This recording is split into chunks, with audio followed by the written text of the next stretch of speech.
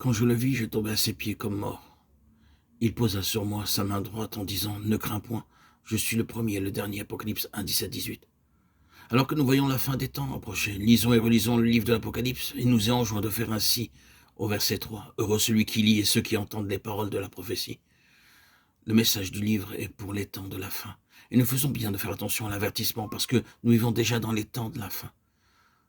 Nous ne pouvons pas comprendre entièrement le message du Seigneur dans ce livre. Et nous pouvons aussi interpréter de diverses façons bien des passages, mais cela ne fera pas beaucoup de différence. La chose certaine est que nous devons lire ce livre soigneusement et dans la prière, à genoux, verset par verset, et chapitre après chapitre. De cette manière, nous recevrons une grande bénédiction et nous serons aussi préparés pour ce jour de gloire, lorsque le Seigneur Jésus viendra. Le message de ce livre est spécialement écrit pour ceux qui ont le désir de vaincre. Ceux n'avons pas le désir de vaincre, Dieu ne nous forcera pas. Mais il est clair qu'il veut que nous vainquions. C'est pourquoi la phrase « celui qui vaincra » répétée 7 fois dans le second et le troisième chapitre et dans d'autres endroits aussi. Si vous voulez réellement triompher des attaques du malin et déjouer toutes ses ruses, vous trouverez la mise en pratique de ces principes divins efficaces pour une vie triomphante. Pour cette raison, je me sens obligé de vous exhorter à lire ce livre aussi souvent que possible, pour secourir d'abord les autres, puis je vous suggère simplement de le lire pour votre étude, de diviser ce livre en 7 parties. Vous verrez alors le Seigneur Jésus-Christ donner ces 7 aspects de sa gloire.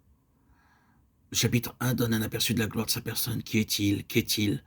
Nous pouvons l'avoir vu en maintes occasions, mais il est tellement grand et merveilleux qu'il nous faudra l'éternité pour le voir et le connaître tel qu'il est. Les chapitres 2 et 3 montrent sa gloire révélée dans son Église sur la terre.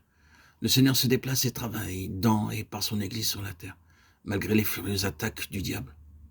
Je peux vous suggérer au moins 49 messages en divisant et sous-divisant ces 2 chapitres. Dans les chapitres 4 et 5, nous avons un aspect de la gloire et de l'Église céleste. C'est une révélation de ce que nous serons lorsque nous serons enlevés avec lui. Les chapitres 6 à 9 révèlent une vision de la gloire de son trône. Il juge depuis son trône en faveur de ses saints. Le chapitre 20, la dernière partie de ce chapitre, montre la gloire de son grand trône blanc. C'est le moment où Christ jugera tous les peuples et les nations qui le refusent maintenant et qui marchent dans les ténèbres.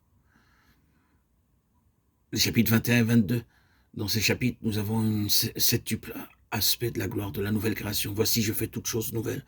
Apocalypse 21, 5. Frères et sœurs en Christ, ce livre est le livre de la gloire du Seigneur Jésus-Christ. Il est le prince de paix et aussi le Dieu de gloire.